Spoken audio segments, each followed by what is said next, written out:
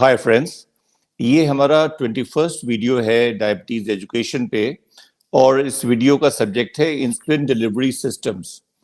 अब जैसे किसी पेशेंट में ये बात डिसाइड हो गई कि इस पेशेंट को इंसुलिन की ज़रूरत है, और वो चाहे टेम्पोररीली ज़रूरत हो किसी इंटरकरेंट इलनेस को डील करने के लिए, या परमानेंट लेवल पे उसको इंसुलिन की ज़रूरत हो, तो हम लोग को ये तय करना पड़ता है कि इंसुलिन कैसे दी जानी है। तो ट्रेडिशनली हम लोग इंसुलिन इंजेक्शन से देते थे, तो उसकी सिरिंजेस आती थी। हमने तो अपने ज़माने में जब एमडी कर रहे थे तब वो भी सिरिंजेस देखी थी जो ग्लास की होती थी, बॉयल करके उसको रीयूज करते थे बार बार। उसके बाद फिर प्लास्टिक की डिस्पोजेबल सिरिंजेस आ गई, उनसे दिया जाने लगा। लेकिन अब वो सिरिंजेस भी काफ़ी आउटडेट हो गई हैं, और पेशेंट को थोड़ा डर भी लगता था सिरिंजेस से इंसुलिन लेने में। तो अब इंसुलिन के पेन्स आ गए हैं, उनको इंसुलिन पेन्स बोलते हैं, जिसमें करीब 4 मिलीमीटर्स की थिनेस्ट पॉसिबल नीडल होती है, और वो वर्चुअली पेनलेस इंजेक्शन होते हैं। उसमें बिल्कुल मालूम नहीं पड़ता है कि इंजेक्शन लग गया। और उसमें भी दो तरीके के पेन्स आते हैं, एक को बोलते हैं यूज एंड थ्रो पेन्स, और उसमें एक पेन में 300 यूनिट यूजुअली होती हैं। कुछ ऐसे भी पेन हैं जिसमें 450 यूनिट भी होती हैं, किसी किसी में 600 यूनिट भी होती हैं, जो थोड़े कॉन्सेंट्रेटेड इंसुलिन के पेन्स होते हैं। तो डिपेंडिंग अपॉन कि उसमें कितनी इंसुलिन है उसके अंदर, तो वो यूज एंड थ्रो पेन्स होते हैं जिसको कि हम रोज इस्तेमाल करते हैं। और नीडल्स वैसे कंपनी कहती हैं कि वो हर बार जब आप इंसुलिन का शॉट लें तो नीडल चेंज कर लेनी चाहिए, लेकिन हमने दुनिया भर में देखा है कि लोग एक ही नीडल को करीब करीब 5 बार या 6 बार तक इस्तेमाल करते हैं। इंसुलिन खत्म हो जाती है तो ये डिस्पोजेबल पेन्स फिर फेंक दिए जाते हैं कि कोई उपयोगिता नहीं रह जाती फिर। और दूसरे होते हैं परमानेंट पेन्स। परमानेंट पेन्स वो होते हैं जिसमें कि हम लोग कार्ट्रिजेस अंदर डालते हैं, तो ये लॉन्ग टर्म में ज्यादा इकोनॉमिकल पड़ते हैं। तो चूज कर सकता है पेशेंट कि उसको यूज एंड थ्रो पेन्स। आजकल हम दुबई में तो देख रहे हैं कि ज्यादा लोग यूज एंड थ्रो पेन्स को यूज करते हैं। यहाँ पे परमानेंट पेन्स के चाहने वाले काफी कम ही लोग होते हैं, लेकिन हाँ, वो भी एक मेथड है कि परमानेंट पेन्स भी यूज करे जा सकते हैं। और एक बार अगर किसी आप डायबिटीज एजुकेटर से या डॉक्टर से समझ लें कि ये कैसे लगाया जाता है, तो हर पेशेंट वो इंजेक्शन अपने हाथ से लगा सकता है उस पेन के जरिए से। बच्चे भी अपने हाथ से इंसुलिन लगा लेते हैं, जिन टाइप 1 डायबिटीज के बच्चों को इंसुलिन लेनी होती है। तो बहुत सिंपल होता है, इसमें एक आपको बस अपनी डोज डायल करनी होती है, और नीडल को प्रेस करना होता है एब्डोमेन पे या थाई पे। तो उसके एरियाज वो आपको डॉक्टर समझा देगा या आपकी एजुकेटर समझा देगी कि थाई पे कहाँ पे लगाना है, एब्डोमेन में राइट साइड में या लेफ्ट साइड में कहाँ पे लगाना है। और मिडिल ऑफ द एब्डोमेन में नहीं लगाते हैं। मिडिल ऑफ द एब्डोमेन की एक स्ट्रिप होती है, करीब आप उसको समझ लें कि वो 8 सेंटीमीटर की स्ट्रिप है बीचों बीच में, जिसमें कि ये इंजेक्शन नहीं लगाया जाता है। तो या तो राइट साइड में या लेफ्ट साइड में। तो आप उसका वीडियो भी देख सकते हैं यूट्यूब पे, अगर आप डालेंगे इंसुलिन का नाम तो आप उसको वीडियो पे भी देख सकते हैं। तो ये इंसुलिन लगाने का तरीका है। और इंसुलिन के पेन्स को हमेशा फ्रिज में रखा जाता है, वो भी लोअर कंपार्टमेंट्स में।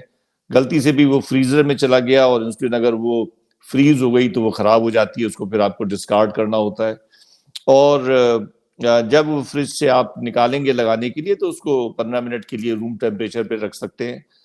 उसका कोई बहुत बड़ा बेनिफिट नहीं है, लेकिन थोड़ा सा कुछ लोग कहते हैं कि उससे उनको इंजेक्शन और कंफर्टेबल हो जाता है, उसको लगाने में उनको तकलीफ कम होती है। ये सब प्रिकॉशंस आपको यूज करने होते हैं। और एक डिलीवरी सिस्टम और आ गया है जो कि अब काफी लोग उसको यूज कर रहे हैं, वो है इंसुलिन पंप। तो इंसुलिन पंप वैसे ज्यादातर टाइप 1 डायबिटीज के बच्चों को इंडिकेटेड होता है, क्योंकि वो उनको 4 बार नहीं तो शॉट्स लेने होते हैं, उनकी शुगर में फ्लक्चुएशंस भी ज्यादा होते हैं। और जो टाइप 2 डायबिटीज के पेशेंट्स जो भी परमानेंट इंसुलिन पे आ गए हैं, उनको भी ये इंसुलिन पंप दिया जा सकता है। तो depending upon the requirement, insulin pumps भी अब काफी यूज में आ गए हैं। और एक कंपनी है जो यहाँ पर उसके हम लोग पंप्स को ज्यादा यूज करते हैं, ओमनीपॉट के नाम से आता है। It is very simple and almost looks like a patch, और पेशेंट खुद ही उसको अपने एब्डोमेन पे लगा लेता है। उसमें एक रिजर्वॉयर होता है जिसमें कि इंसुलिन भरी होती है, और वो उस रिजर्वॉयर को हफ्ते में 2 बार रिफिल करता रहता है, डिपेंडिंग अपॉन द रिक्वायरमेंट। जिसकी रिक्वायरमेंट ज़्यादा होती है उसको रिफिलिंग जल्दी करनी पड़ती है, जिसकी रिक्वायरमेंट कम होती है उसको रिफिलिंग देर से करनी होती है। अच्छा, इसमें सबसे अच्छी बात क्या है कि इसमें आप अपनी रेट ऑफ इंसुलिन को एडजस्ट कर सकते हैं। अगर आप साथ में continuous glucose monitoring system use कर रहे हैं तो आपको अपने 24 घंटे का इंसुलिन का शुगर का पैटर्न पता लग जाता है कि कब आपकी शुगर बढ़ती है, कब कम होती है। तो उसमें आप एक बेसल रेट इंसुलिन की होती है जो 24 घंटे आपकी बॉडी में जाती रहती है। तो उस बेसल रेट को आप अपनी रिक्वायरमेंट के हिसाब से घटा बढ़ा सकते हैं कि अगर आपकी शुगर रात में बढ़ रही है तो आप रात में ज्यादा इंसुलिन ले सकते हैं। तो इसमें प्रोग्रामिंग बहुत एक्यूरेटली और appropriately to the needs of the patient की जा सकती है। और जब पेशेंट को अपना खाना खाना होता है तो उसको एक एक्स्ट्रा डोज ऑफ इंसुलिन लेनी होती है जिसको बोलस बोलते हैं। तो जो 24 घंटे जाती है उसको बेसल इंसुलिन बोलते हैं, जो उसको प्रोवाइड की जा रही है, और जो खाने से पहले लेता है वो बोलस होता है। तो depending upon the food size वो बोलस डोज भी अपने आप डिसाइड कर सकता है या डॉक्टर से मशवरा कर सकता है।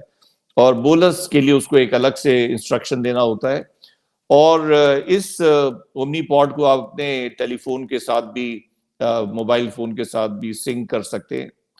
और अब एक जो लेटेस्ट जनरेशन पंप है उसको हमने दुबई में तो अभी यूज नहीं करा है, लेकिन हम सुन रहे हैं और पढ़ रहे हैं कि अमेरिका में वो काफी यूज हो रहा है।